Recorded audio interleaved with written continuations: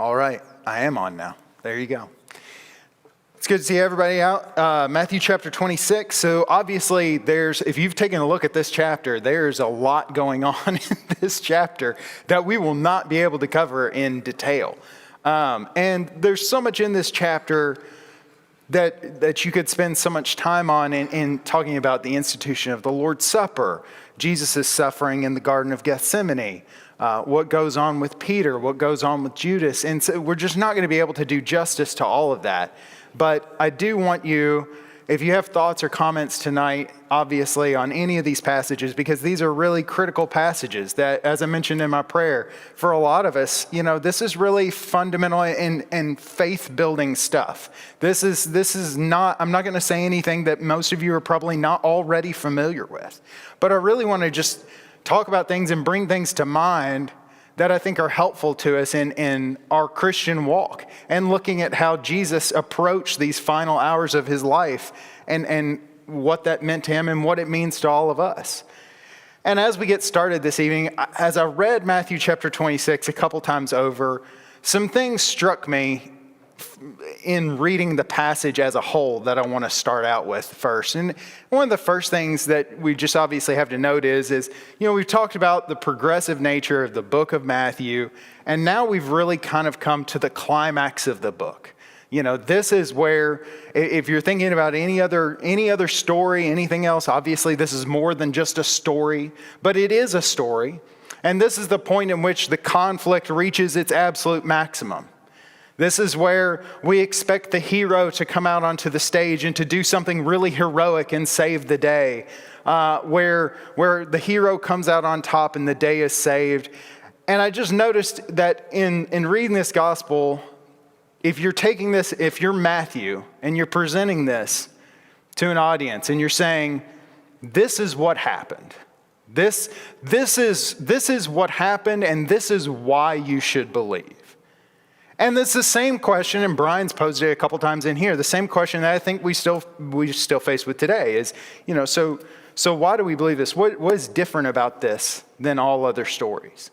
And you may be familiar with other stories where, people out in the world, academians and others will say, well, Jesus is really just any other like some of these other stories. And they'll quote very similar circumstances to what happens at the end of the Gospels. They'll talk about Horus. They'll talk about Hercules. They'll talk about Dionysus and all these others who went through death, who were, sons of God, and then they went through death and then arose. Well, what makes this any different than those? And that shakes people's faith. But this story is very fundamentally different. What happens with Jesus is fundamentally different than any of those. And no mind could obviously think up the things that happen to Jesus, the way it unfolds in Jesus, the way that he allows himself to be declared innocent by God, but guilty by man, and allows himself to be torn asunder to save us. This is the point in which the hero usually fights back and then through physical means overcomes whatever it is, but Jesus doesn't choose that route. And so this is a very different story. This is a very different kind of thing because it's a true thing that was conceived in the mind of God and not in the minds of men. And to that point, and one of the other things that dawned on me, chapter 26 is full, it didn't even, until I read it in its entirety and then read it again, of how many times Jesus engaged in some kind of prophetic foretelling of what was going to happen that ran exactly counter to what man wanted or said they were going to do or wished would happen. Jesus continually in this chapter says, this is what's going to happen. And then after that, somebody's like, well, that's not really what I wanted to happen. And it starts right at the very beginning. And here, I'm going to throw them all up here. At the very beginning, Jesus says, in 2 days is the Passover, and the Son of Man will be delivered up to be crucified. And what do the chief priests, the very people who are going to be the architects of that, what do they say? Hey, let's not do it during the Passover. Let's wait till this is over. We see in verse 13, we say that Jesus talks about how what this woman has done will be talked about as a memorial to her for all generations. But the disciples didn't want it to be that way. They were like, why wasn't this sold? Why? This is a huge waste. This is a travesty. But Jesus says, no, this is going to be talked about for thousands of years from now. This isn't a waste. This is worship. And we'll talk about that in just a minute as well. We'll talk about in verse 18, Jesus says that tells them they're going to go into the city and tell somebody and say, my time is at hand. The master is going to eat the Passover at your house. I don't know who the gentleman was who owned the house. I don't know that he woke up that morning thinking Jesus and the disciples are going to have Passover in my house. Perhaps he wasn't ready for that. But Jesus here tells, yeah, it's going to happen. In verses 21 through 25, we see there Jesus directly telling Judas that he knows Judas is giving him up. Judas is betraying him. But I'm sure Judas didn't want that known. Judas clearly does in verse 15, he clearly goes in secret. But Jesus knows what's going to happen and tells Judas, I know what's going to happen. And Judas knows that Jesus knows. In verses 31 and 32, as well as 34, we see Jesus predicting the spread of all, or the spread of all the disciples and Peter denying him. And we see Peter's reaction to that, how he says that would never happen. And that the disciples, I'm sure they would think, well, that's never going to happen. Although Peter is the first to say it, I'm sure all the disciples were probably feeling, there's no way, we would walk away from you now, Jesus. We see Jesus' prophecy in verse 64 that talks about his power coming on the clouds as the Son of Man sitting in the right hand, and Caiaphas' denial of that power. Jesus tells him, you're going to see me in power coming on the clouds, and Caiaphas denies it. And it ultimately really culminates in a moment of irony after all these prophecies. And this is just the ones that fit this mold. There are other prophecies, other foretelling that Jesus does in this passage that I didn't even bring up here. After a passage full of Jesus saying, this is what's going to happen, this is what's going to happen, this is what's going to happen. At the end of the chapter, what do they say? Prophesy to us, Christ. Who's the one who struck you? And just the ultimate hint of irony of after countless times of Jesus repeatedly saying, this is what's going to happen to me, even when people didn't want it to be that way. And then at the very end, they say that. And it draws this really sharp contrast. And as we've pointed out multiple times, what is Matthew, when he's doing this? And we're going to see as we go towards the end of the book here, the number of scriptures referenced in the Old Testament dialed up again. What is Matthew proving to us that we've brought up over and over again? In doing it this way, what is he showing? He's the Son of David. It's in fulfillment of Old Testament scriptures, and all of this is exactly the way it was intended to happen.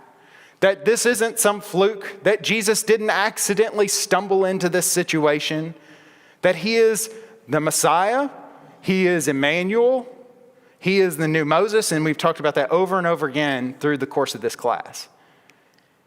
He's not the victim of this, he's actually the architect of Yeah, he's the architect, as Paula said. He's not the victim, although in some ways we would say he is a victim, but he is the architect of this plan. He's carrying out the plan. And it just so happens, obviously, that that's a plan that's violent to him. And these prophecies show, and many more, show the fulfillment, as I just mentioned, of the Old Testament prophets, and show, again, what we just mentioned there, the intentionality of Jesus' actions and bringing about his purposes. And I quote there from 1 Corinthians chapter 2, but we speak, and this is Paul obviously writing to the Corinthians, but we speak the wisdom of God in a mystery, the hidden wisdom which God ordained before the ages for our glory, which none of the rulers of this age knew. For had they known, they would not have crucified the Lord of glory. So again, Jesus knows and is telling them what's going to happen, but they don't know, nor do even the disciples understand, but obviously later they will come to understanding of what's happening here. And again, one of the other things that we see here that we won't have time to get into great detail, but we see this chapter is just full of contrasts. between Jesus and Caiaphas and the leaders, between Peter and Judas, between those who have power and those who crave power, those who have courage and those who have fear. And it's just all through these passages, Matthew is pointing out these obvious contrasts between these characters to draw in greater relief the holiness and godliness and the Emmanuelness of Jesus compared to the Jewish leaders and the innocence of Jesus and the guilt that the Jewish people and the Jewish leaders have. These are some of the summary thoughts that I had when I looked at Matthew chapter 26. Did anybody else have any summary thoughts or anything that they wanted to mention before we dive into it? It's hard to read. I think sometimes when my brain kind of retells some of this, I skip out some of the parts that really just are tough, and you're listening to the chief priest of all people calling to God in a response of not believing his own son. Right. As he's almost putting on this show. And it's like you said, like, none of that lines up with how we ever would have imagined. And it just continues to kind of reiterate the upside down approach of Paul. Yeah, Ethan points out just both the really ironic portions of Jesus in front of the Sanhedrin and Caiaphas calling upon God to witness against the Son of God. You know, there's just so much you can say about that and just the upside down nature of what's going on with it. So let's dive in here real quick. We're going to move through some of this really quickly, and some of this I'm going to park on just for a minute. You'll see, as I mentioned there, in Matthew chapter 26, the first 4 verses, where it's kind of foretelling and setting up, okay, this is what's going to happen here in the unfolding of these chapters. And one of the other things that seems very obvious in verse 2, and we've talked about this in some detail in recent classes, how Jesus in verse 2 clearly is making himself synonymous with the Passover. And we've talked about Jesus, so he says, after 2 days is the Passover, and the Son of Man will be delivered up to be crucified. And so Jesus, obviously, as our Passover lamb, and in coinciding with the Passover, it seems to be obvious there in what Matthew's writing there. And we also see one of the things right off the bat, that Caiaphas and the other leaders, just note what's going on here. They're plotting, seemingly synonymous with when Jesus is saying this, they're plotting by trickery to kill an innocent man, but let's dodge the high holy days. Don't let that just wash over you for a second. Let's make sure we get him, but let's dodge the feast lest there be an uproar.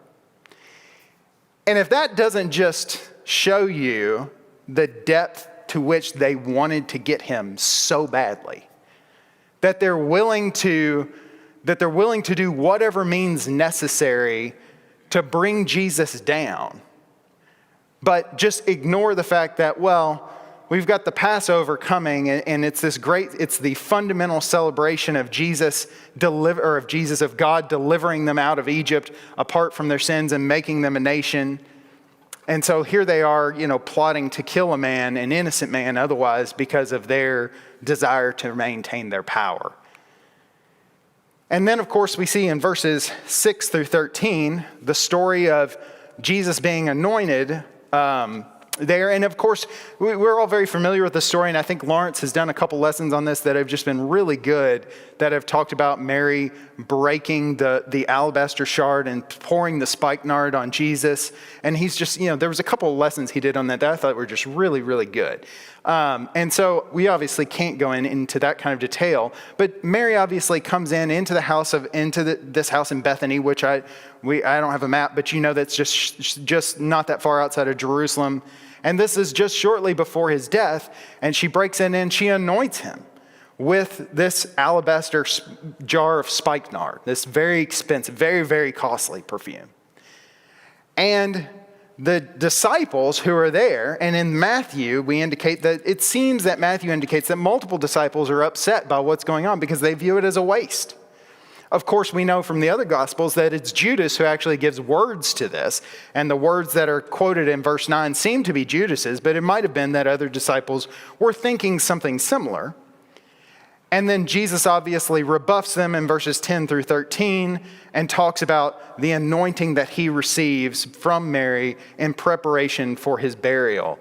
And the memorial, as we've already mentioned, that it would be for her. Now, one of the things that struck me this time is that this is Mary. This is someone they knew. This wasn't a woman off the street. This wasn't even, there's a couple times in which Jesus is anointed. And there's another occasion that's different that's recorded in Luke chapter 7, where there's a woman that walks in that's a sinful woman. And remember, they're in the house of Simon the leper, and she's a sinful woman, and she comes in and she anoints his feet with tears and hair. But this isn't that case. This is Mary. This is the sister of the one that Jesus loved, of Lazarus. And they're upset at Mary. And that was one of the things that struck me this time in reading it, is that they're rebuking somebody that's been with them from the very beginning for doing this. And I don't know why that's never really struck me before. And maybe it's perhaps, some of the visualizations now that we've gotten, with The Chosen, and you kind of get a feel for some of the relationship between the disciples and Mary. And, and obviously all of that is just depictions, but this isn't somebody off the street. This is Jesus, one of his closest relationships on earth. And they're saying, what are you doing? And she's pouring this out upon Jesus. And of course, they look at it as waste. But Jesus looks at it as worship. And so the disciples, it seems, have a difficulty in spotting the difference between worship and waste. But the gesture is obviously not lost on Jesus. Yeah, Paula. Isn't she the one that said, when he raised Lazarus, that I know he will be with him in the resurrection, but was it Martha or her? I don't recall. It was either Martha or Mary. I don't recall. I'm sorry. I mean, it seems like she knew. Yeah. She was anointing him for burial. She believed he was going to die, unlike the disciples. Yeah, it does. And maybe there's a hint of that. Maybe there's a hint that she understands. And he's been very plain. He's been very plain with the disciples about what's going to happen.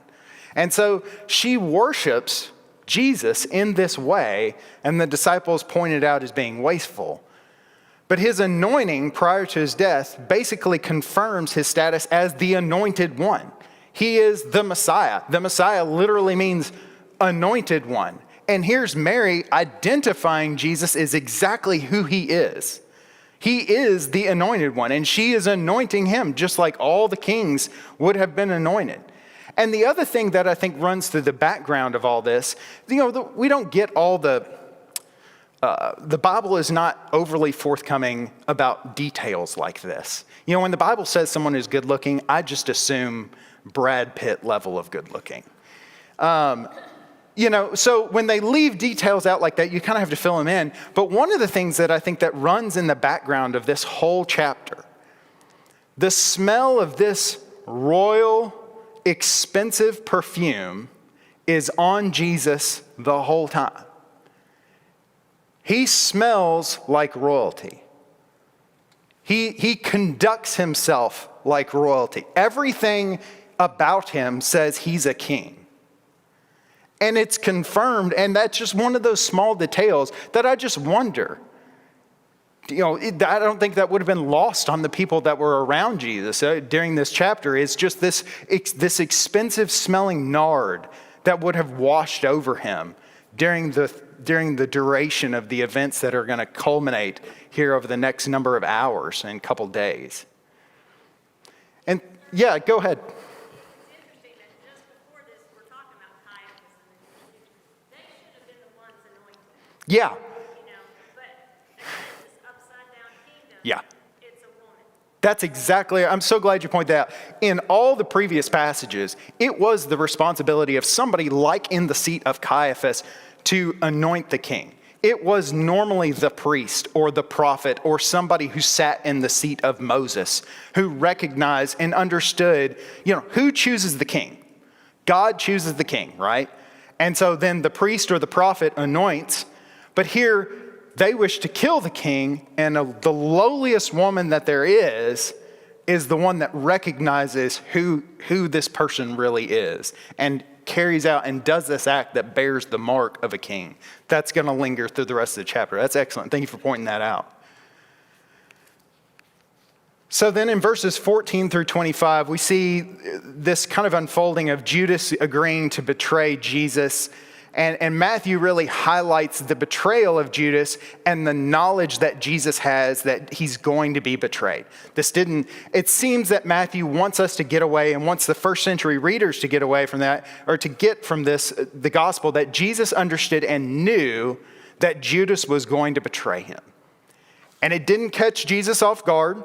As Paula mentioned, he's the architect. He knew this was going on, understood what was going to happen. And we see a couple references here. We, of course, see the reference to 30 pieces of silver, which in Exodus chapter 20 and verse 32 is actually the price you had to pay for a slave. So this was the price that you paid in case if a slave was killed and you had to reimburse someone else. It's actually 30 pieces of silver in Exodus 21:32. And it's also sarcastically brought up in Zechariah chapter 11:12 as the princely price that he paid as his shepherd's wages. Zechariah mentions over there. And particularly, I think onus is, and they bring it up in conjunction with them eating together. And we kind of get this, I guess, a little bit, but we don't understand, I think, from an Eastern viewpoint, how big a deal this is. To sit down and eat together. Let me give you an example here, just stop me. Remember the Trojan War? And Paris steals Helen of Troy. You know when he stole Helen of Troy? When they had sat down to eat together at a feast celebrating the peace between Sparta and Troy. And then he steals that man's wife. And that, in the Eastern culture, was considered the height of barbarism. That was amongst the most barbarous acts. That was what outraged all the Greeks. Because you sat down to eat with a man, which indicated you were at peace with that person. You are in communal relationship. When you sit down to eat with them, you're in a communal relationship with them. And so then to turn around and betray the one that you sat down and ate with at their table was just the height of the most barbarous, the most inhospitable, the most heinous acts as considered in Eastern culture. And it seems that that's the angle that Matthew is obviously wanting us to understand and see here, is the betrayal by Judas was something that was really heinous that was conducted here. Yeah, Paula. I wonder if the waste, what he saw as the wasting of that precious ointment and the money it could have brought, was in any way a catalyst of him saying, okay, I can get some money for turning him over to the Yeah. So there. Yeah. There is a lot of interesting speculation about why does Judas do this? And it's very difficult to get in Judas's head to, I think, really understand exactly why he does. There are some people who think that the public rebuke of Judas, maybe specifically on this occasion, might have ultimately sent him over the edge. But obviously, he didn't wake up just this. He didn't wake up that day and say, this is it. I've had enough. Obviously, something has been brewing in Judas's heart for quite some time. And Judas is fully responsible for his actions. And this is not to get into Brian's territory on Sunday, but I think Judas ultimately realizes that he is responsible, that he understands the depth of his actions, and he understands the woe in verse 24 that's put upon him. And he understands that he's guilty and knows what he's doing. I don't want to speculate too much about why he's doing what he's doing, other than to say that he's clearly fully cognizant and responsible for what he's doing here. And Matthew calls it out as such. Any other thoughts or comments before we move on? So in the next section is the institution of the Lord's Supper in verses 26 through 30. And obviously we could spend, we spend every Sunday morning 20 minutes talking about this very topic. And so we won't be able to talk about it in great detail.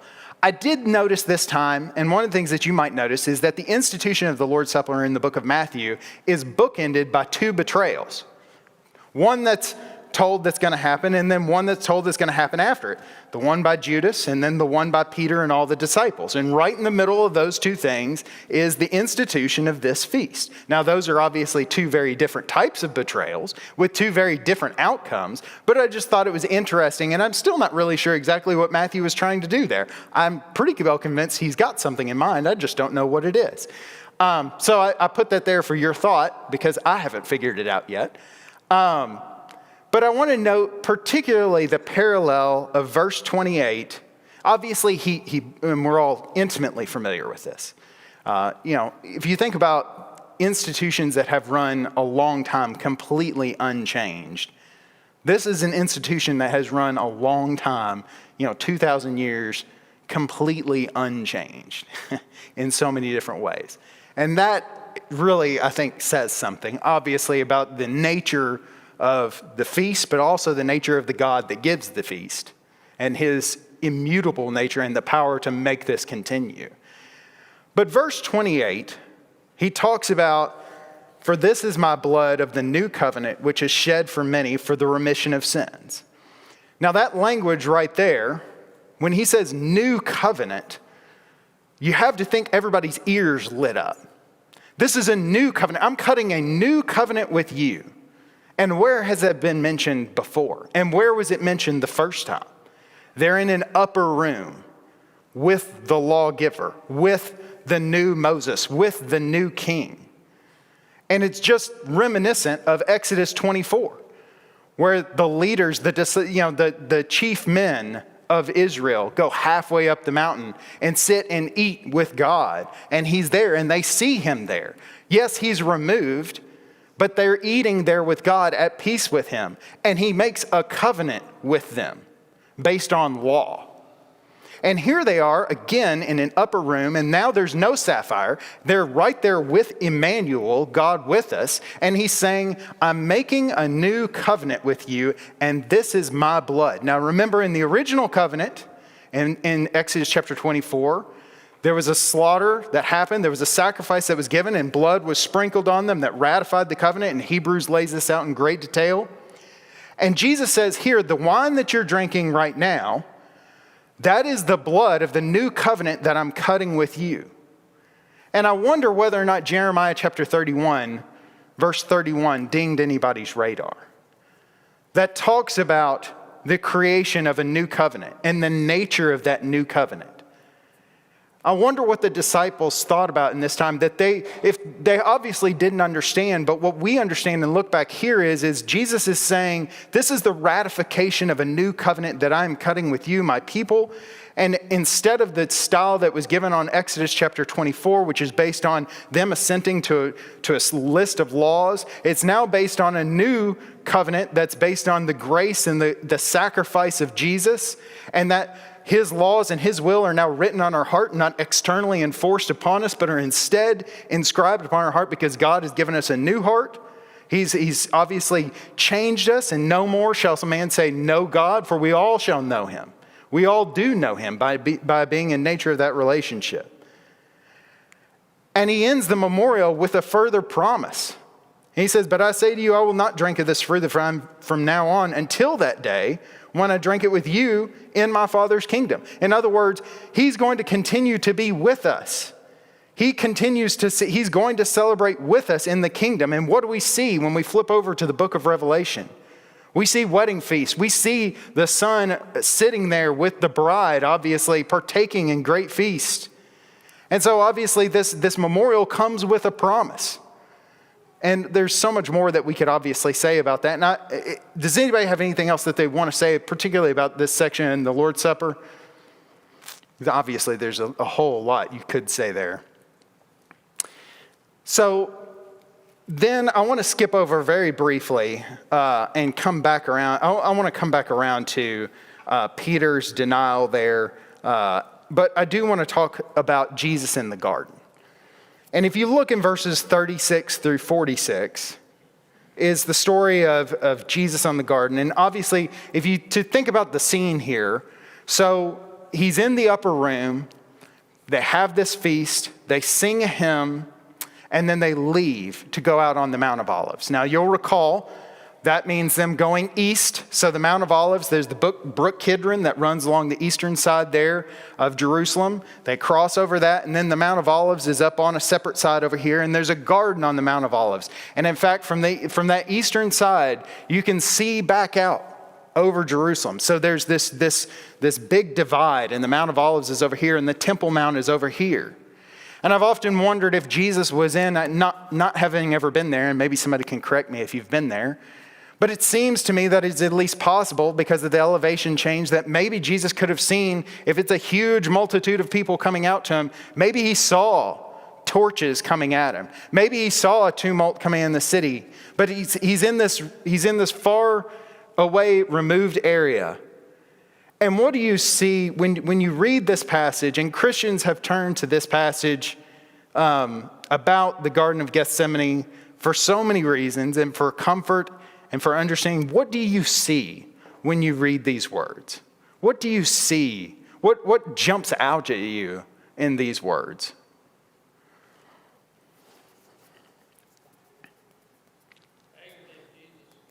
The agony of Jesus. That Jesus is legitimately in turmoil. Not for his physical death, but for what? Yeah, I mean, okay, so for his escape, for his exodus. So we see that, and what him being in turmoil like that tells us also what about him? That he was human. That he was fully human. I think that's the next one I have on my thing. Yeah, just so happens that's the next one I have on my thing. So, great job. One of the things that shows us immediately, you see over there in verse 37, and he took with him Peter and the two sons of Zebedee and began to be sorrowful and deeply distressed. This is not, God pretending to be man in any way, shape, or form. He is fully man and fully God. How human is it to take some friends when you're in the most dire circumstance that you can be in and just want to be around them and be physically ill over what's happening? This is a human thing.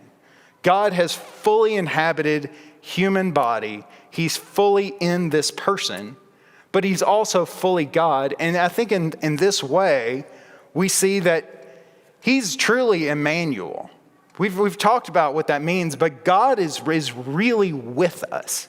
Think about the totality. Like, God is really human. He's really experiencing things that we experience. He's in the death throes of his life. The very end, he knows the end is coming. God experienced that. God experienced what it is to know that you're going to die shortly, and to grab 3 friends and to go out and be truly sorrowful about it. What else do you see in this passage?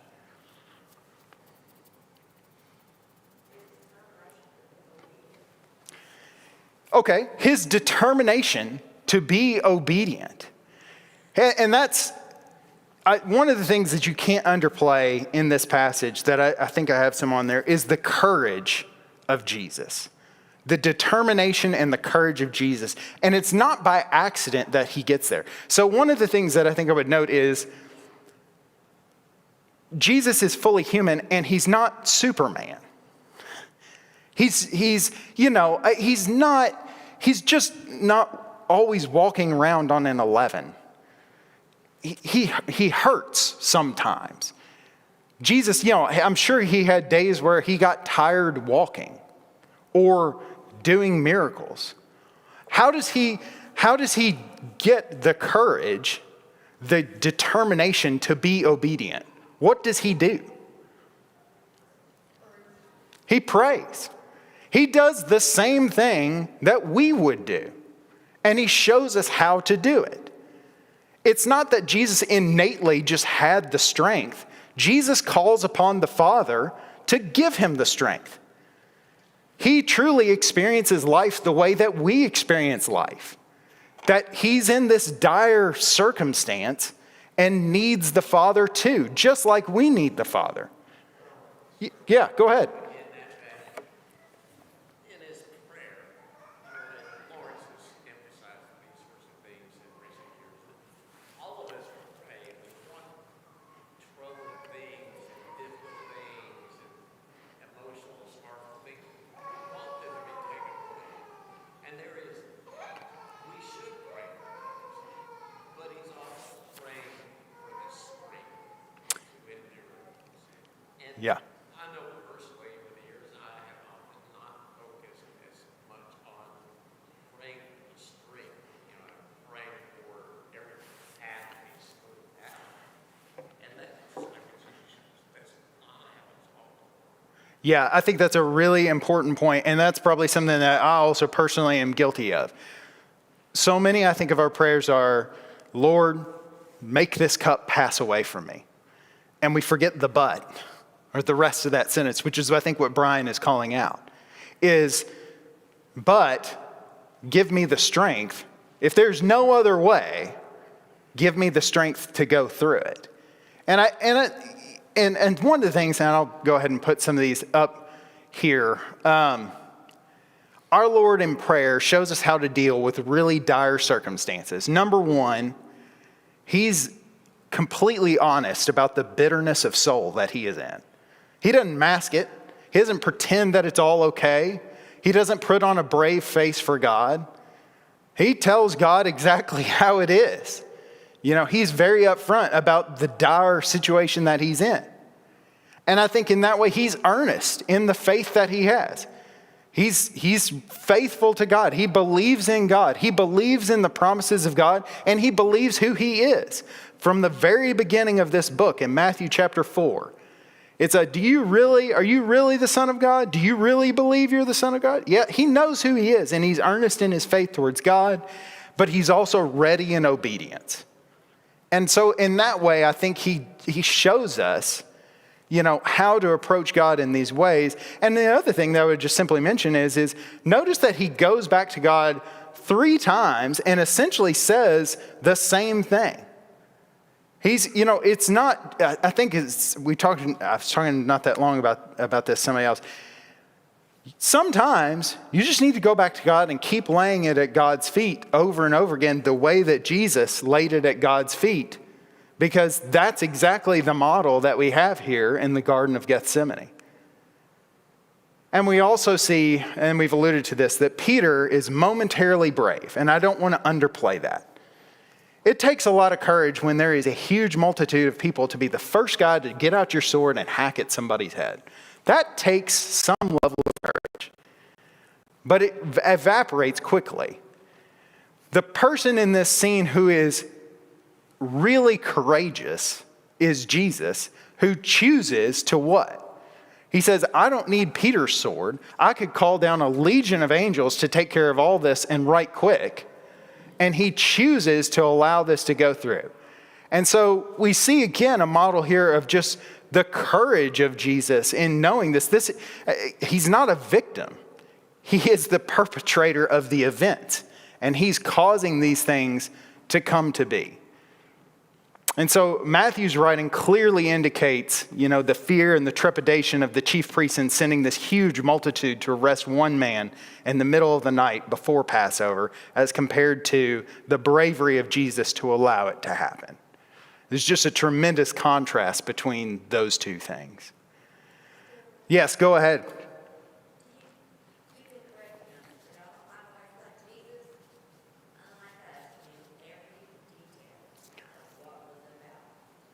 Yeah.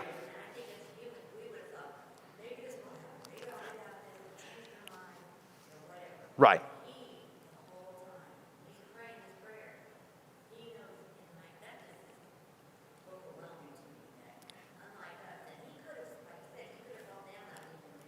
Yeah.